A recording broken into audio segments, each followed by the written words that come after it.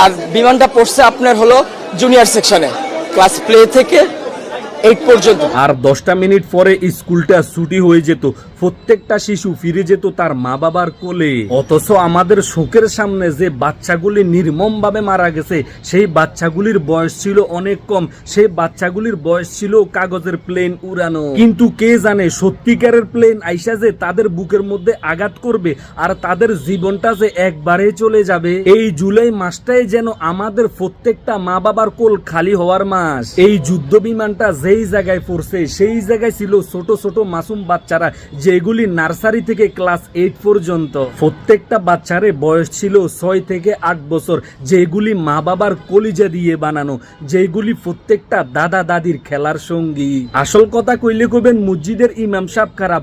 এই যে প্রশিক্ষণ বিমানগুলি জনবহুল এলাকায় কি চলার কথা ছিল? এই যুদ্ধ বিমানের প্রশিক্ষণ কি ঢাকা শহরের উপর দিয়ে করার কথা ছিল, নাকি নির্জন এলাকায়, নাকি পাহাড়ের উপরে, নাকি সাগরের উপরে প্রশিক্ষণ দেওয়ার কথা ছিল? এত বড় একটা ভুল দেশের শিক্ষিত মানুষগুলি কি করে করে? তাও আবার 1990 সালের অকাজো চায়না বিমান বাংলাদেশ 2013 সালে আইসে কিভাবে কিনলো? আর সবচাইতে বড় কথা হচ্ছে এই অকাজো বিমান দিয়ে জনবহুল এলাকায় ট্রেনিং কিভাবে চলে?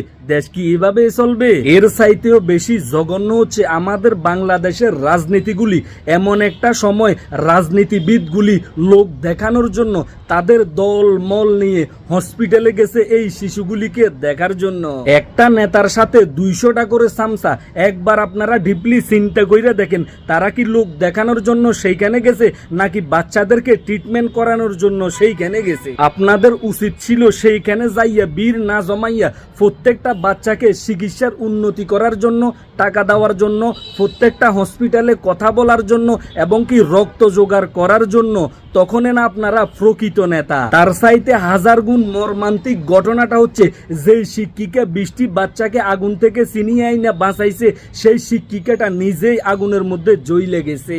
তার চাইতে 1000 গুণ জঘন্য হচ্ছে একটা বাচ্চা আগুনে জ্বলে সারকার হইয়া যাইতেছে, তখন বাচ্চাটা বলছে আমাকে একটু পানি দেন, আমি পানি খাবো। ঠিক তখনই বাচ্চার বাবা আইসা পানির দোকানে গেছে।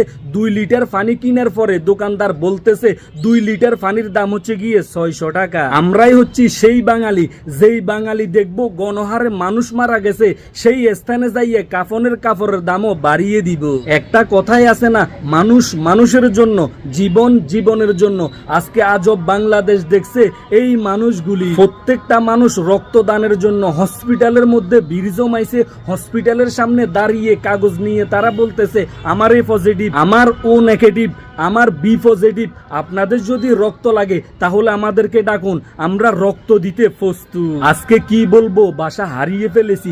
আজকে যারা তাদের মাসুম বাচ্চাকে হারিয়েছে তাদেরকে কি বলে সান্ত্বনা দিব নিজেই জানি না। এরপরে বলবো প্রত্যেকটা মা বাবাকে আল্লাহ পাক ধৈর্য ধরার তৌফিক দান করুক। যারা অসুস্থ অবস্থায় হসপিটালে আছে প্রত্যেকটা বাচ্চাকে আল্লাহ সুস্থতা দান করুক। আজকের ভিডিওটি এই পর্যন্ত। তো সবাই ভালো থাকেন, সুস্থ থাকেন, নিজের প্রতি খেয়াল রাখুন। ভিডিওটি ভালো লাগলে অবশ্যই শেয়ার করুন। আল্লাহ হাফেজ।